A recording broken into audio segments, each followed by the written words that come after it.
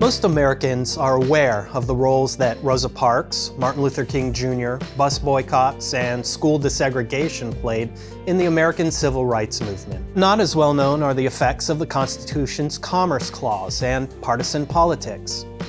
Hi, I'm Rich Burnett for Wondrium. In this episode of Perspectives, we'll hear from 4 experts on government, history, and constitutional law as they explain some lesser-known moments that shaped the civil rights movement in the United States. We start now by looking at the period after the American Civil War that led to the call for civil rights in America.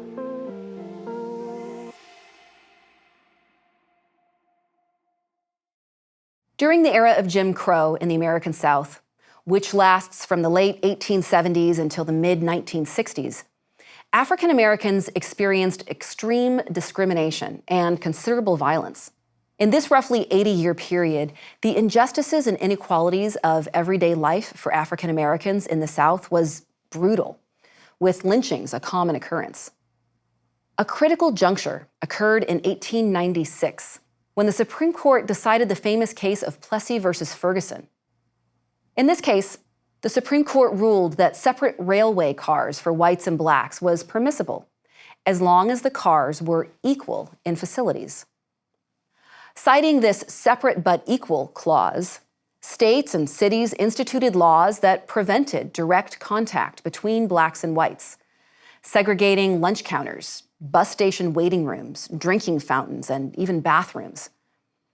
These segregation laws and efforts to promote racial discrimination were largely aimed at dehumanizing African Americans.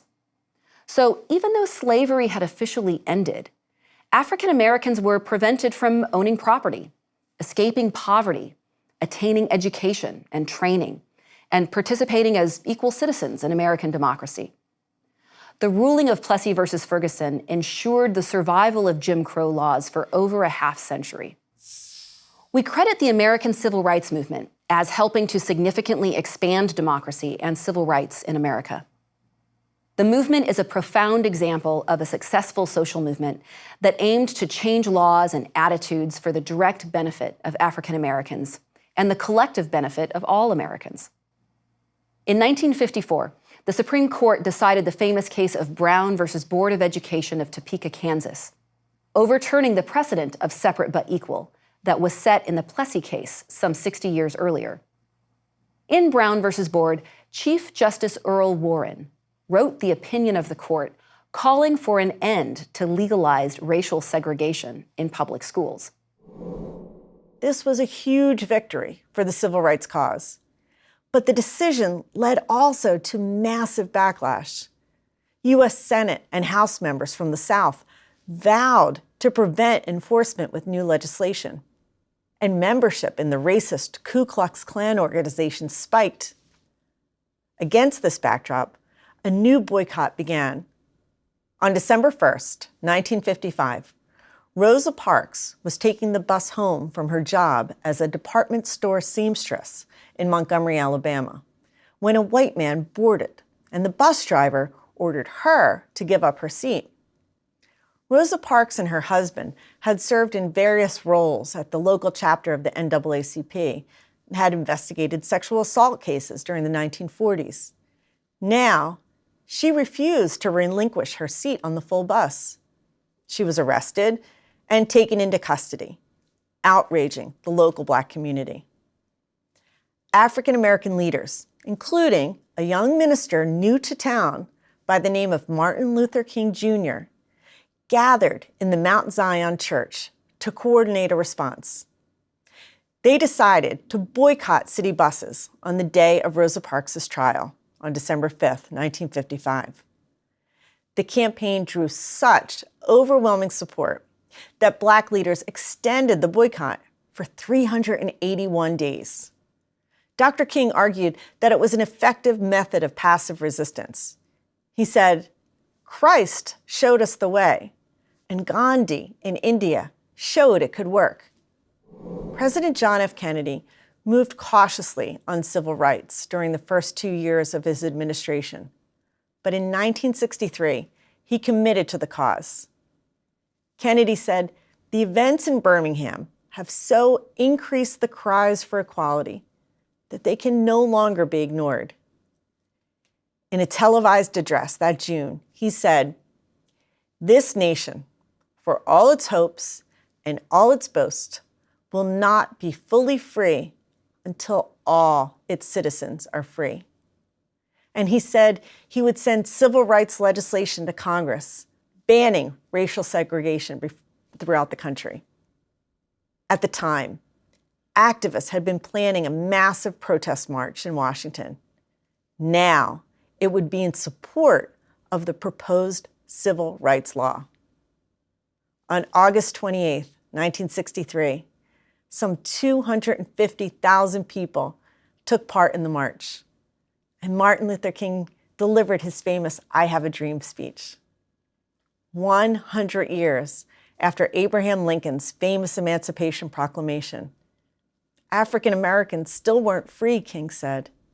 Instead, they lived as exiles in their own land. As President Kennedy's civil rights legislation made its way to Congress, it might have appeared that the civil rights movement had reached a turning point. But in Birmingham, segregationists bombed the city's 16th Street Baptist Church on September 15th. 4 young girls getting ready for the service died in the blast. 2 months later, Kennedy himself was assassinated. Vice President Lyndon Johnson assumed the highest office in the land and publicly committed to seeing Kennedy's civil rights legislation through.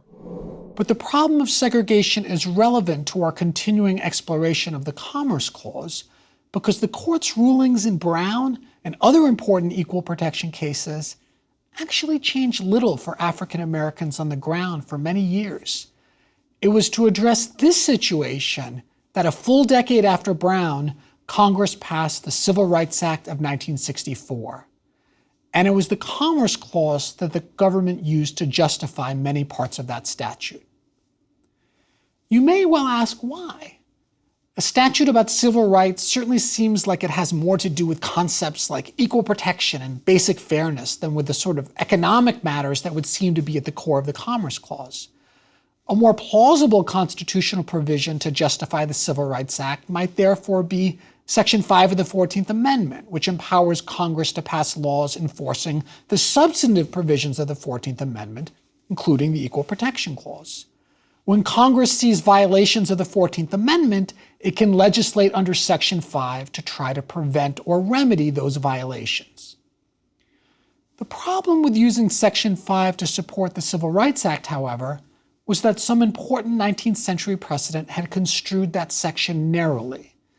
Specifically, in an 1883 case called the Civil Rights Cases, the court had held that Congress can only legislate under Section 5 to address governmental violations of rights.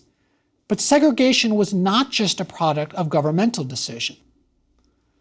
To be sure, there was state-sponsored segregation, and Congress pretty clearly could use Section 5 to pass a law addressing that. But many private white businesses also practice segregation, denying African Americans a wide range of services at businesses such as restaurants, theaters, and hotels. Many provisions of the Civil Rights Act of 1964 dealt with this private racism and exclusion. The Civil Rights Act, signed into law in July of 1964, prohibited discrimination in public places, made employment discrimination illegal, and provided for the integration of schools and other public facilities. It was the most significant civil rights legislation since the Civil War era. Unlike revolutionaries in other historical contexts, civil rights activists didn't pick up arms or man barricades. Instead, they joined arms, sang hymns such as "We Shall Overcome," and used their bodies and courage to assert the rights of all people and the justice of their cause. As segregationists attacked with billy clubs, nooses, guns, and bombs, civil rights revolutionaries wielded what Dr. King called the weapon of love. This, in and of itself, was revolutionary. On August 6, 1965, Congress enacted another piece of significant civil rights legislation, the Voting Rights Act.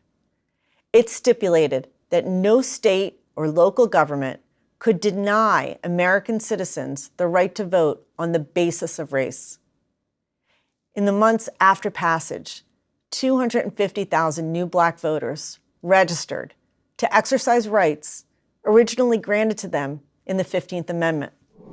It was in the fifth party system that Democratic candidate for president John F. Kennedy calculated that if Democrats embraced the enfranchisement of African Americans in the South, the party could expand its coalition in a way that would provide an advantage to Northern liberals, such as Kennedy. It's important to remember that during this time, ideology and political party were not as aligned as they are today. The Democratic coalition was made up of Northerners and conservative Southerners, and the Republican coalition was made up of conservative Northerners. In retrospect, it seems like the Republican Party could have moved first to enfranchise African Americans and expanded their voting coalition in the South. But the Democrats beat them to it. It was under a Democratic president that the Civil Rights Act and Voting Rights Act were passed in 1964 and 1965, setting up a virtual marriage of political loyalty between Democrats and African Americans that still persists today. But passage of the 1965 Voting Rights Act and the martyrdom of Martin Luther King Jr. in 1968 did not secure racial justice in this country. On the contrary, the escalating mass incarceration of Black men in our nation's prisons over the last 50 years now exists as a vehicle of social control on a scale that actually exceeds that of 19th century slavery. More Black men are currently under custodial control in prisons on probation or on parole than were held as slaves in 1850 at the height of the plantation system. All of this is recent history, the result of a backlash against advances made by African Americans during the Civil Rights Movement. Beginning with Barry Goldwater's tough on crime presidential campaign in 1964, and the shift to focusing on street crime and drug law enforcement that accompanied President Reagan's election, America's half-century-old war on drugs has swept more and more Black people into prison, incarcerating them for petty drug offenses for which they were, and still sometimes are, disproportionately punished when compared to white defendants committing similar crimes. Hey, thanks for watching. If you'd like to learn more about the topics in this episode, the full list of series that these clips came from is in the description below. You can watch them all on Wondrium. And don't forget to subscribe to this YouTube channel for new episodes of Perspectives, and you can watch previous ones here.